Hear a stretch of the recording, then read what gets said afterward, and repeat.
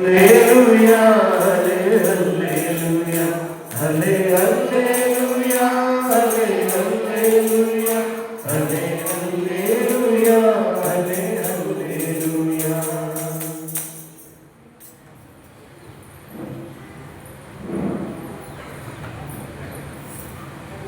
ప్రభు మీతో ఉండునుగాక.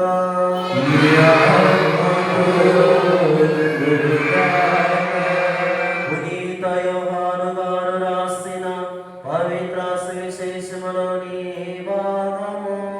ప్రభువా నీకు మహిమ కలుగునుగాక.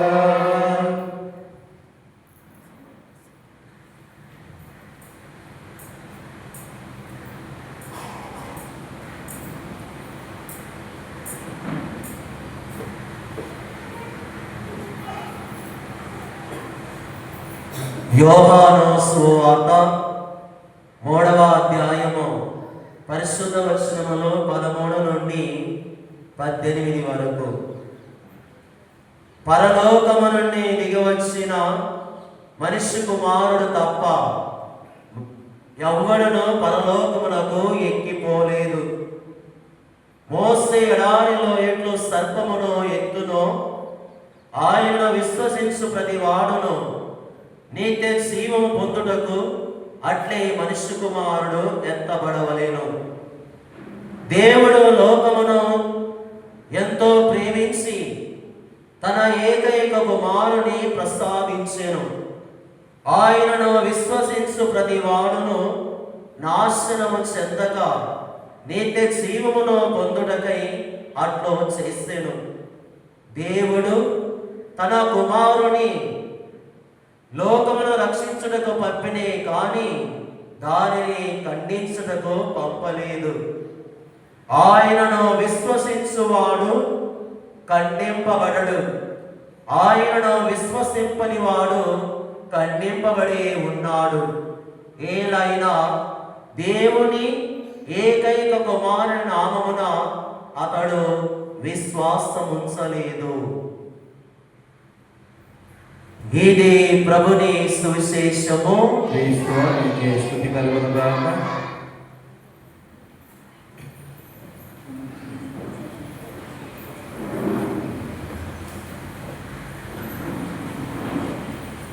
జీవము గల ప్రభు యేసునిలో మిగిలి ప్రేమింపబడుతున్న ప్రియ దేవుని బిడ్డలారా, విశ్వాసిని విశ్వాసులారా, ఈరోజు తల్లి అయిన శ్రీ సభ పరిశుద్ధ శిలువ మహోత్సవాన్ని కొనియాడుతూ ఉంది. The exaltation of the holy cross.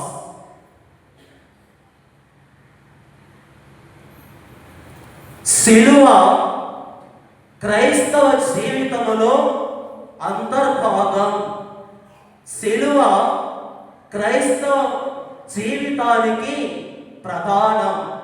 కనుక ప్రియ దేవుని బిడ్డలారా, ప్రభువుని విశ్వసించే ప్రతి ఒక్కరు కూడా గుర్తు చేసుకోవాలి, నా దేవుడు, నా ప్రభువు, నా రక్షకుడు శిలువ పైన మరణించి, శిలువను మోసి, శిలువలో ప్రాణత్యాగం చేసి నా కొరకు నిత్య జీవాన్ని ప్రసాదించాడు అని ప్రతి ఒక్కరు కూడా గుర్తు చేసుకోవాలి.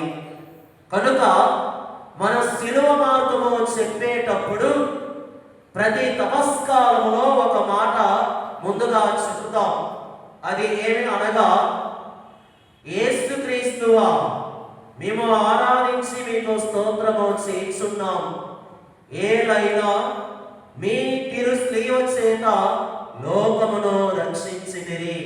Praise the lord, praise the lord, praise the lord, praise the lord. ప్రియ దేవుని బిడ్డలారా, ఈ లోకాన్ని దేవుడు రక్షించాడు అంటే ఈ లోకములో ఉన్న మానవాళిని ఆయన పాపము నుండి, ఆయన యొక్క చీకటి నుండి, లేకపోతే నశిస్తున్న ఆత్మను రక్షించడానికి వచ్చినటువంటి ఆ క్రీస్తు మనల్ని కూడా కాపాడాడంటే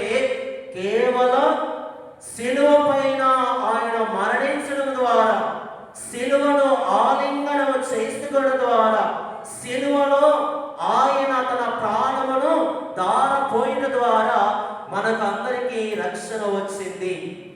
ఈనాడు సిగ్గుచేటు ఏమిటంటే సిలువ గుర్తు లేకుండా చాలా మంది క్రైస్తవులుగా జీవిస్తూ ఉన్నారు.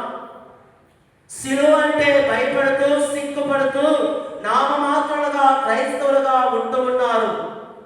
ఓటు దెమ్ అలాంటి జీవిస్తున్న జీవితానికి, అలాంటి ధోరణిలో ఉన్న వారికి అయ్యో అనర్థము. ఎందుకనగా సిలువతో క్రైస్తవ జీవితం ముడిపడి ఉంది. ప్రియా దేవుని బిడ్డలారా, ఆ సిలువ ద్వారానే ఈ లోక విముక్తి గావింపబడింది. ఆ సిలువ ద్వారానే మానవునికి స్వేచ్ఛ ఇవ్వబడింది. ఆ సిలువ ద్వారానే మన యొక్క పాపము కడిగివేయబడింది. కనుక దేవుని బిడ్డలుగా, విశ్వాసులుగా సిలువ గుర్తు వేయడంలో నీవు నేను సిగ్గుపడవలదు. సిలువ గుర్తు వేయని వాడు, సిలువను ప్రేమించని వాడు, సిలువ అంటే గ్రహించని వాడు క్రైస్తవుడే కాదు, దేవుని బిడ్డే కాదు. దేవుని బిడ్డ అని పిలవడానికి కూడా అర్హత లేదు అలాంటి వాడికి. కనుక ఈనాడు ఈ ప్రపంచంలో ఎక్కడికి వెళ్ళినా క్రైస్తవులంటే గుర్తు వచ్చేది సిలువ. క్రైస్తవులంటే సిలువ. ప్రియా దేవుని బిడ్డలారా, కనుక దేవుడు ఈరోజు మనందరినీ కూడా ప్రేమించాడు, మనందరినీ కూడా రక్షించాడు, మనందరికీ ప్రాణం పోస్తాడు అంటే ఆ సిలువలోనే. కనుక యోహాను సువార్త 3వ అధ్యాయము 13వ వచనంలో ఒక మాట తెలియపరుస్తూ ఉంది. యోహాను సువార్త 3వ అధ్యాయము 13వ వచనంలో మనం చదివినట్లయితే ఒక మాట మనకు తెలియపరుస్తూ ఉంది. పరలోకము నుండి దిగి వచ్చిన మనుష్య కుమారుడు తప్ప ఎవడనో పరలోకమునకు ఎక్కిపోలేదు. Praise the lord, praise the lord, praise the lord, praise the lord. ప్రియ దేవుని బిడ్డలారా, ఈ వాక్కు మనకు ఏమి సందేశాన్ని అందిస్తుందంటే పరలోకము నుండి దిగి వచ్చిన కుమారుడు తప్ప, పరలోకము నుండి మన కోసం వచ్చినటువంటి క్రీస్తు తప్ప ఎవడను ఈ లోకములో మనను రక్షించలేదు. ఎవడను మన కోసం ప్రాణత్యాగము చెయ్యలేదు. ఎవడను మన కోసం శ్రమలు, బాధలు, కష్టాలు, శిలువ మరణము అనుభవించలేదు. కేవలం క్రీస్తు మన కోసము శిలువను అనుభవించాడు, బాధలు అనుభవించాడు. ఎందుకనగా ప్రియ దేవుని బిడ్డలారా, నీవు నేను మనము సమస్త ఈ ప్రపంచము బాగుపడాలని, సర్వ మానవాళి రక్షింపబడాలని, ప్రతి ఒక్క ఆత్మ జీవింపబడాలని, దేవుడు సృష్టించిన ప్రతి బిడ్డ కూడా ఆ పరలోకమున్న తండ్రిని తెలుసుకోవడానికి తన కుమారుడు పరలోకము నుండి ఈ లోకానికి దిగి వచ్చాడు. Praise the lord, praise the lord, praise the lord. గట్టిగా చెప్పాలి, లైవ్ పోతుంది, గట్టిగా చెప్పాలి.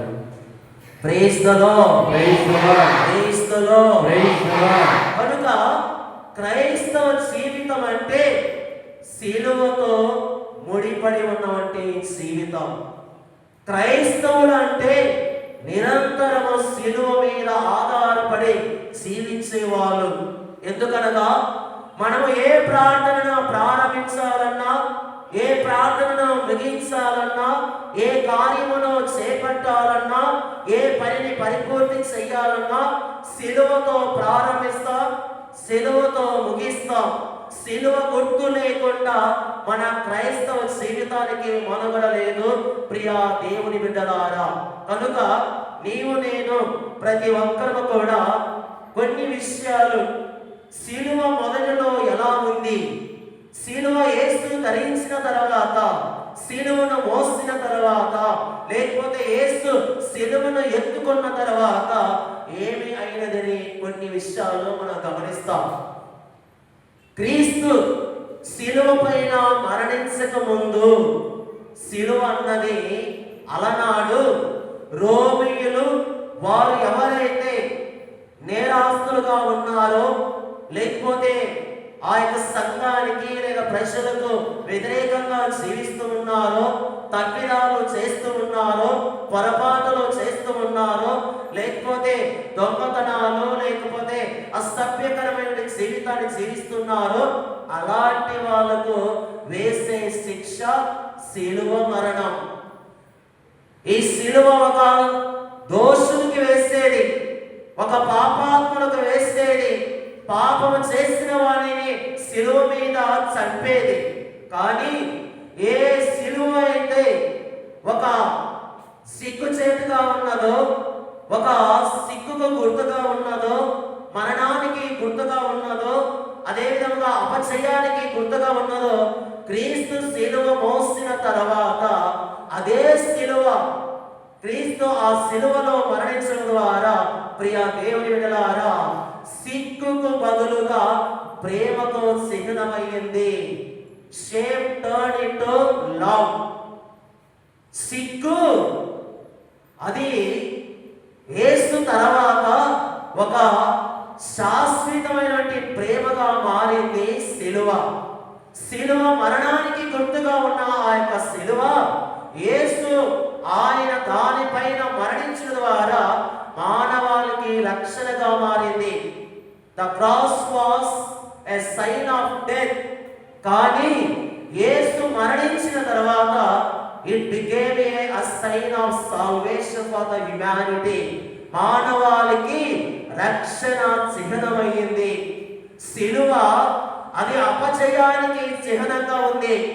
కానీ యేసు మోసిన తర్వాత విజయానికి చిహ్నంగా మారింది. ప్రియా దేవుని బిడ్డలారా, కనుక శిలువలో నిత్య జీవం ఉట్టిపడింది. శిలువలో రక్షణ మనకు దొరికింది. శిలువ ద్వారానే శాశ్వత జీవనం మనకు వచ్చింది. ప్రియా దేవుని బిడ్డలారా, కనుక శిలువను ధరించుదాం, శిలువను మనం ప్రేమించుదాం, శిలువ పట్ల ఎల్లప్పుడూ ఆసక్తి విశ్వాసం కలిగి జీవించుదాం. కనుక చదువుదాం మనము ఈ విషయాన్ని. మత్తయి సువార్త 16వ అధ్యాయము 24వ వచనములో ప్రభువాకు సెలవిస్తూ ఉంది.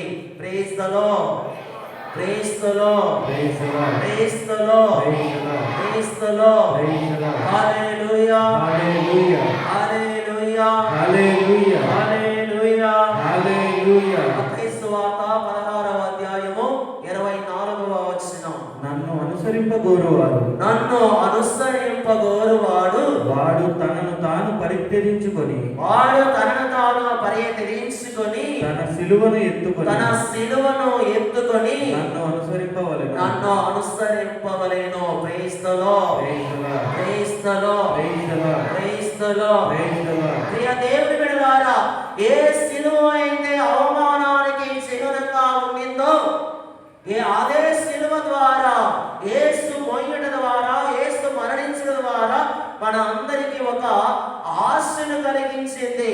ఆ ఆశ ఏమిటంటే నిత్య జీవము ప్రసాదింపబడుతున్న ఆ యొక్క గొప్ప వాక్యమును మనకు ప్రసాదింపబడినది.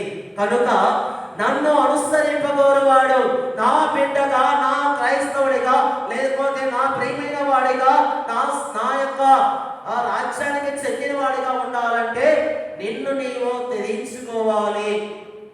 ఆశామాష కాదు క్రైస్తవ జీవితం, నామ మాత్రమే కాదు క్రైస్తవ జీవితం, ఏదో అటు వచ్చి పోయేది కాదు క్రైస్తవ జీవితం, లవలవ 4 మాటలు 4 పాటలు పాడుకునేది కాదు క్రైస్తవ జీవితం. ప్రియ దేవుని బిడ్డలారా, క్రైస్తవ జీవితం అంటే క్రీస్తును అనుసరించడం, క్రైస్తవ జీవితం అంటే క్రీస్తులో జీవించడం, క్రైస్తవ జీవితం అంటే క్రీస్తును ధరించడం. పునీత పౌలు గారు అంటాడు, ఏ వ్యక్తి అయితే క్రీస్తునందు ఉన్నాడో వాడు నూతన సృష్టి. అదే రీతిలో క్రీస్తును అనుసరించిన వాడు తనను తాను త్యజించుకోవాలి. Praise the lord, praise the lord, praise the lord. Kristu కోసం జీవించాలి, క్రీస్తు కోసం త్యాగం చేయాలి, క్రీస్తు కోసం నీ యొక్క జీవితాన్ని నీవు సమర్పించాలి. ప్రియా దేవుని బిడ్డలారా, తన్ను తాను పరిత్యజించుకోవాలి అని అంటే నీ ఆశలను పక్కబెట్టాలి, నీ కోరికలను త్యజించాలి, నీ యొక్క ఆశాభావాలను దేవుని వైపు మార్చుకోవాలి. నీ ప్రణాళికను దేవుని ప్రణాళికలుగా చేసుకోవాలి. అది క్రైస్తవ జీవితం. నామమాత్రంగా క్రైస్తవుడు ఉంటే నీకు రక్షణ లేదు. వాక్యాన్ని విన్నంత మాత్రాన రక్షణ వస్తుందంటే నీకు రాదు. పూజలు పుష్కరాలు చేసినంత మాత్రాన నీకు నిత్య జీవం ఉంటుందే రాదు. ఏ క్రైస్తవుడైతే క్రీస్తును అనుసరిస్తాడు, ఆయన ఆజ్ఞలను పాటిస్తాడు, ఆయన మాటను అనుసరిస్తాడు, ఆయన ఆజ్ఞల ప్రకారం జీవిస్తాడు, అటువంటి వాడికి రక్షణ ప్రసాదింపబడుతుంది. Praise the lord, praise the lord, praise the lord. శత్రువులను ప్రేమించుమన్నాడు దేవుడు. ఎవరైతే ద్వేషముతోనూ పగతోనూ అసూయతోనూ కక్షలతోనూ లేకపోతే వివిధ రకాల తారతమ్యాలతో ఉన్నవారు ఇరుగు పొరుగు వారిని ప్రేమించాలి. కంటికి కనిపించని దేవుని ప్రేమిస్తున్నానని చెబుతూ కంటికి కనిపించే తల్లిదండ్రులను ప్రేమించగా, అన్నదమ్ములను గౌరవించగా, భార్యాభర్తలు సఖ్యతలో జీవించగా ఉన్నట్లయితే నీవు దేవుని అనుసరించిన వాడు కాదు. Praise the lord, praise the lord, praise the lord, praise the lord. కనుక ప్రియ దేవుని బిడ్డలారా, ఈ రోజు మన అందరికీ ఆ సిలువ, ఇదిగో మన ఎదుట ఉన్నటువంటి సిలువ, ఆ సిలువలో మరణించినటువంటి Kristu, the sign of the cross ఏమి అవుతుంది అంటే it is a cross to carry.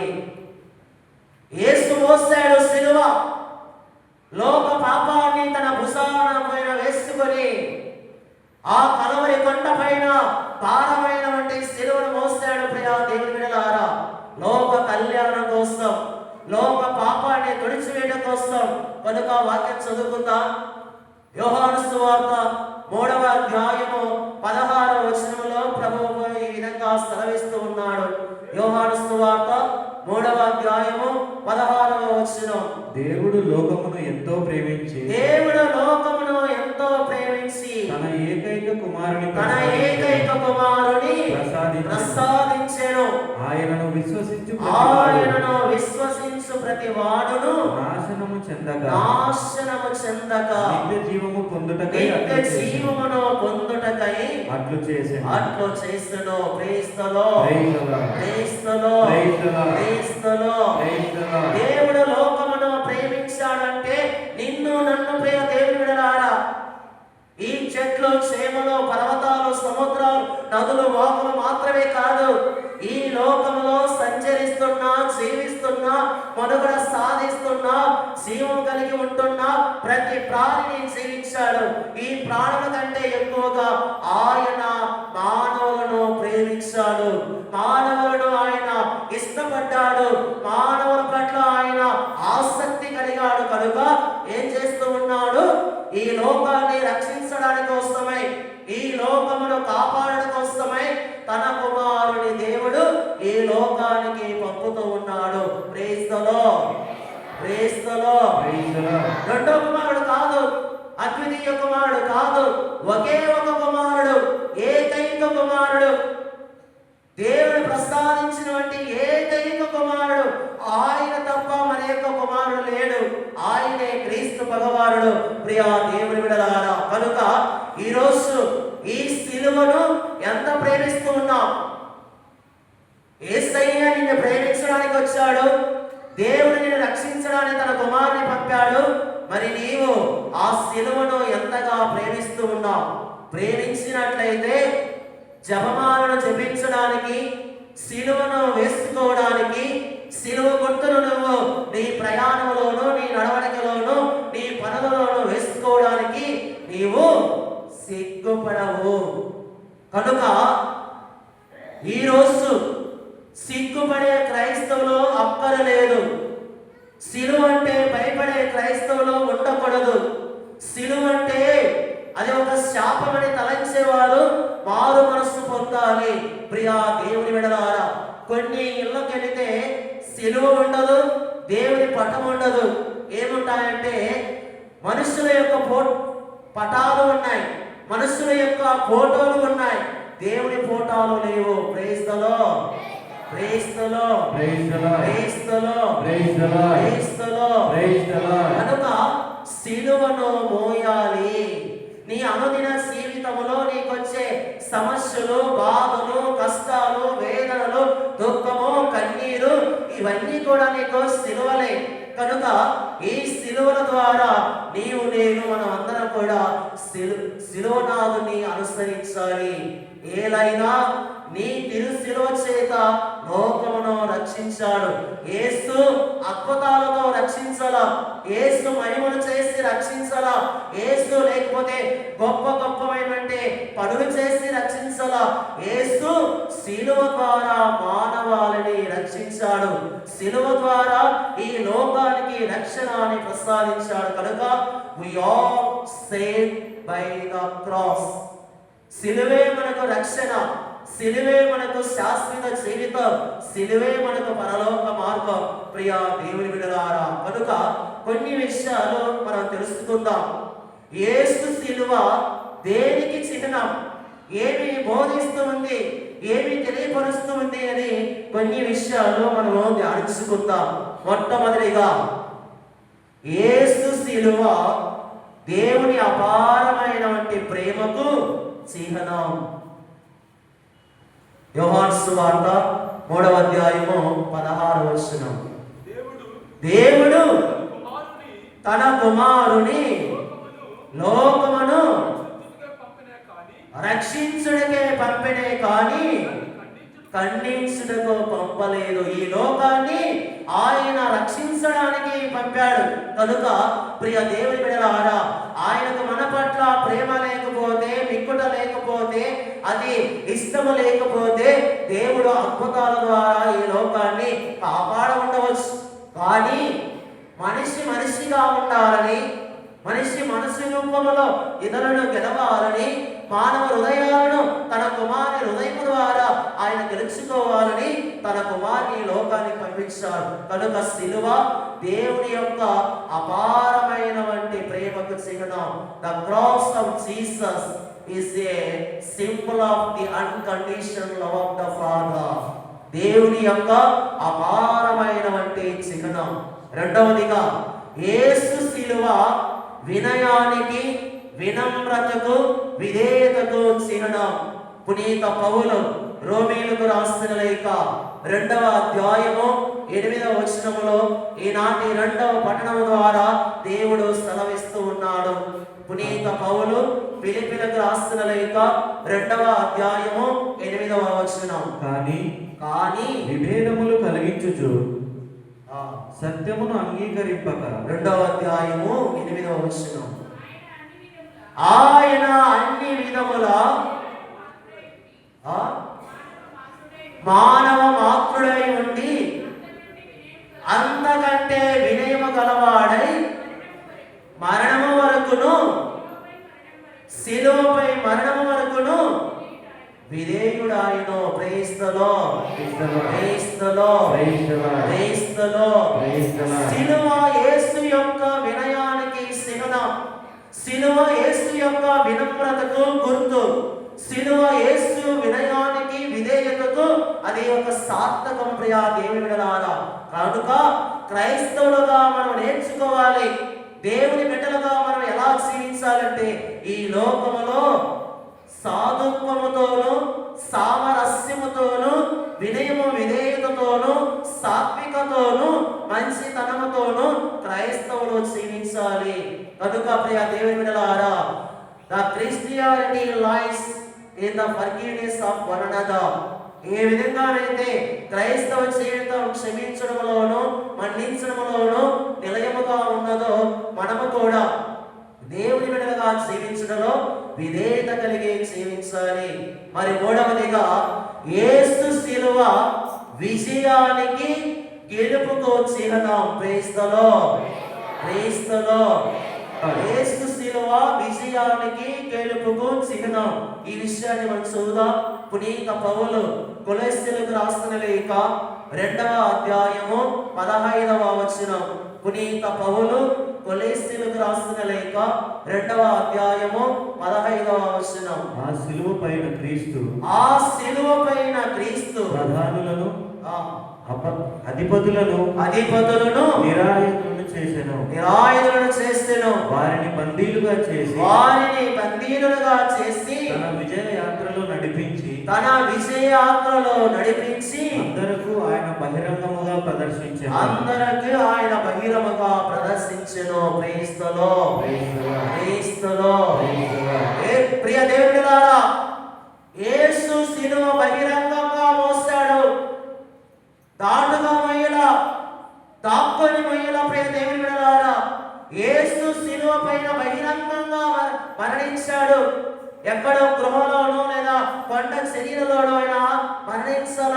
బహిరంగంగా యూదుల ఎదుట, అధిపతుల ఎదుట, ప్రధానాంశకుల ఎదుట, ధర్మశాస్త్ర బోధకుల ఎదుట ఆయన బహిరంగంగా మరణించాడు. అదే విధముగా శిలువను బహిరంగంగా విజయంగా ఆయన గెలిచాడు. చోటుగా ఆయన గెలవల. ఎక్కడెక్కడో ఆయన ఒక చిన్న గూటిలో ఆయన గెలవల. ప్రియ దేవుని బిడ్డలారా, యేసు శిలువ పైన బహిరంగంగా గెలిచాడు.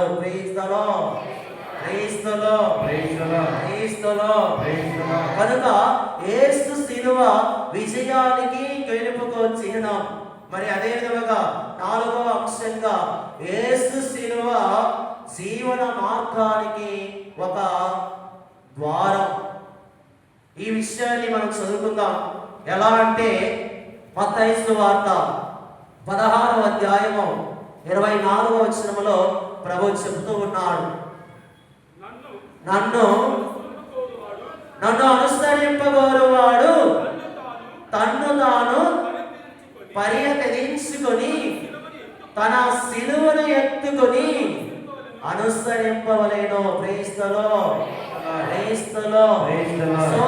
5వ గుర్తుగా శిలువ జీవన మార్గానికి, పరలోక ద్వారానికి అది ఒక చిహ్నం.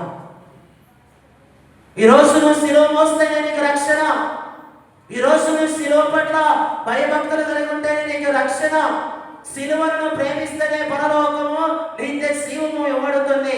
ఎందుకనగా తన కుమారుని విశ్వసించిన వాడు ఆ నిత్య జీవం పొందుటకై ఆయన పంపాడు. కనుక ఆయనను విశ్వసిస్తేనే నిత్య జీవం. ఆయన శిలువలో నడిస్తేనే నిత్య జీవం. ఆయన మార్గంలో నడిస్తేనే నీకు నిత్య జీవం. ఆ శిలువలో నీవు నీ కుటుంబాలను, సంఘాన్ని నడిపిస్తేనే నిత్య జీవం. ప్రియా దేవుని బిడ్డలారా, కనుక చివరిగా యేసు శిలువ నూతనత్వానికి, విశ్వాసానికి నాంది. చదువుకుందాం. ఈ విషయాన్ని మనం గ్రహించాలి. యేసు శిలువ నూతనత్వానికి, విశ్వాసానికి, న్యాయానికి, ఆరోగ్యానికి చిహ్నం. యోహాను సువార్త 3వ అధ్యాయము 18వ వచనములో తెలియపరుస్తూ ఉంది. యోహాను సువార్త 3వ అధ్యాయము 18వ వచనం, ఆయనను విశ్వసించువాడు ఖండింపబడడు, విశ్వసింపని వాడు ఖండింపబడే ఉన్నాడు. క్రీస్తులో ప్రియ దేవుని బిడ్డలారా, శిలువ అంటే క్రీస్తు. శిలువ అంటే క్రీస్తు. శిలువ అంటే ఏదో ఒక గుర్తు కాదు. శిలువ అంటే ఏదో చెక్కతో తయారు చేసింది, లేకపోతే ఇనుముతో తయారు చేసింది, లేకపోతే అల్యూమినియంతో తయారు చేసింది కాదు. శిలువ అంటే క్రీస్తే. ఆ శిలువను ఆయన మోయడం ద్వారా అది మనకు విముక్తి దానమైంది. ఆయన రక్తం చిందించడం ద్వారా మానవాళి పాపము కడిగివేయబడింది. కనుక శిలువ అంటే క్రీస్తు. ఆ శిలువలో ఆయన మరణించాడు. కనుక నీవు నేను మనమందరం కూడా నడవాలి. ఈ విషయాలు యేసు శిలువలో ఉండే పరమార్థాలు. మరి అదే విధంగా యేసు శిలువ ద్వారా పొందే ఆశీర్వాదాలు. మొట్టమొదటిగా పాప క్షమాపణ. యేసు శిలువను నమ్ముకున్న వాడికి పాప క్షమాపణ ఇవ్వబడుతుంది. వాక్యం చదువుగా పునీత పౌలు ఎఫెసీయులకు రాసిన లేఖ 1వ అధ్యాయము 7వ వచనములో ఈ సందేశము తెలియపరుస్తుంది. క్రీస్తు రక్తము వలన మనము విముక్తులమైతిమి. Praise the lord, praise the lord. So కనుక సిలువ ఇచ్చే ఆశీర్వాదం, మొట్టమొదటి ఆశీర్వాదం పాప క్షమాపణ. రెండవ ఆశీర్వాదం శాంతి. పునీత పౌలు కొలస్సీలకు రాసిన లేఖ 1వ అధ్యాయము 20 వచనములో ప్రభు పలుకుతూ ఉన్నాడు. పునీత పౌలు కొలస్సీలకు రాసిన లేఖ 1వ అధ్యాయము 20వ వచనం. ఈ కుమారుని ద్వారా సమస్త ప్రపంచమును తిరిగి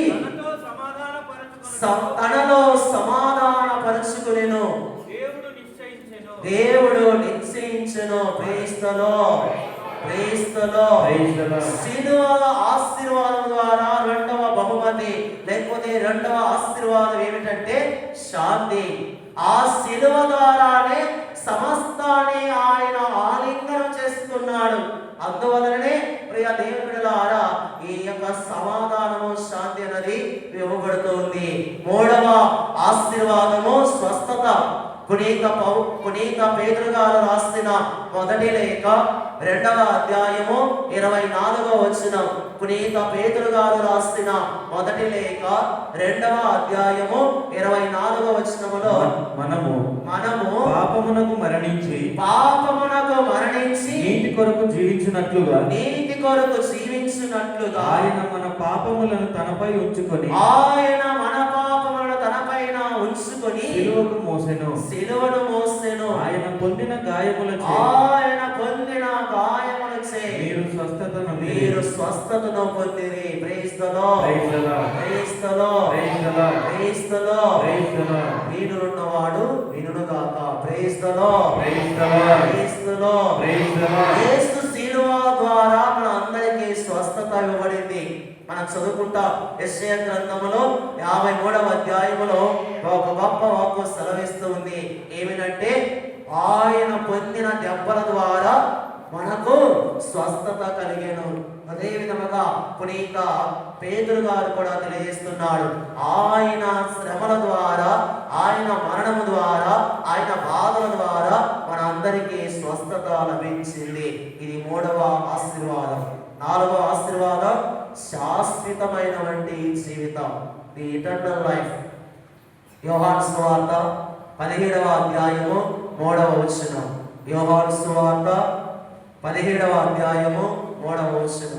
ఏకైక సత్య దేవుడవగు నిన్ను నీవు పంపిన యేసుక్రీస్తును వారు తెలుసుకొనుటయే నిత్య జీవము. Praise the lord, praise the lord. నిత్య జీవం అంటే యేసు గురించి తెలుసుకోవడమే.